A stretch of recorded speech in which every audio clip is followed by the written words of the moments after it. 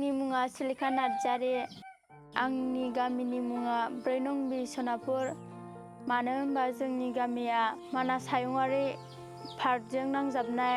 बे हाग्रानिफ्राय फैनाय माखासे मैदेरफ्रा फैना जोंनि गामिनि न' बां आरो आबाद फोथारफोरखौ गोबां खहा खालामलाङो। बेल' नङा, जोंनि गामियाव दैनिबो जेंना दं। जोंनि गामियाव दैखरा गंनैसोल' दं। बेयावनो बेफोर जेंना थासेयावबो आं आंनि फरायनायखौ दोनथ'वाखै। आं आंनि गुदि सोलोंथाइखौ गामिनि भेन्सार फरायसालियावनो फरायदोंमोन।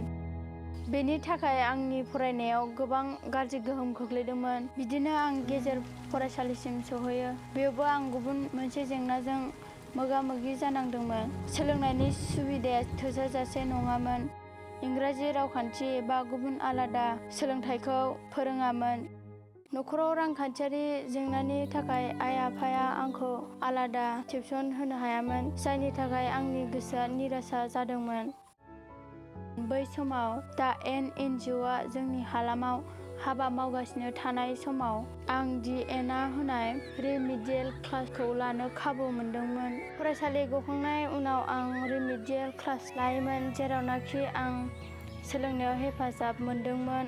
आंनि बुजियिफोरखौ फोरोंगिरिया रोखायै बुजायना होयोमोन, जेरै सानखान्थि, बिगियान, इंराजि रावखान्थि।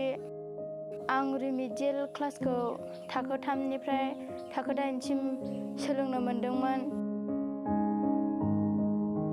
दा एनआ जिउ राहा दानायनि सांग्रांथियारि फोरोंथायखौबो फोरोंदोंमोन आरो आल्टिमेट फ्रिस्बी खेलाबो गेलेनो खाबु होदोंमोन। रिमिडियेल क्लासनि हेफाजाब आरो आंनि गोब्राब नाजानायनि गेजेरजों आङो मेट्रिक आनजादखौ सेथि मासिआव उथ्रिसारनो हादोंमोन। दायो आं कलेज दरखं हाबनो मोननानै गोजोनग्लायदों। आङो गोदान आयदाफोर सोलोंनो लुबैयो, आंनि गियानखौ बारायनो लुबैयो आरो आंनि सिमांखौ जाफुंसारहोनो लुबैयो। डि.एन. आफाद आरो आंनि आइ-आफाखौ आंखौ मदद होनायनि थाखाय आं साबायखर बावो। आंहा फोथायनाय दं दि आंनि हान्थिनाय लामायाव जेखि जेंना फैया मानो आं सौसिलांनो हागोन आरो माहारिनो बिहोमा होलांगोन।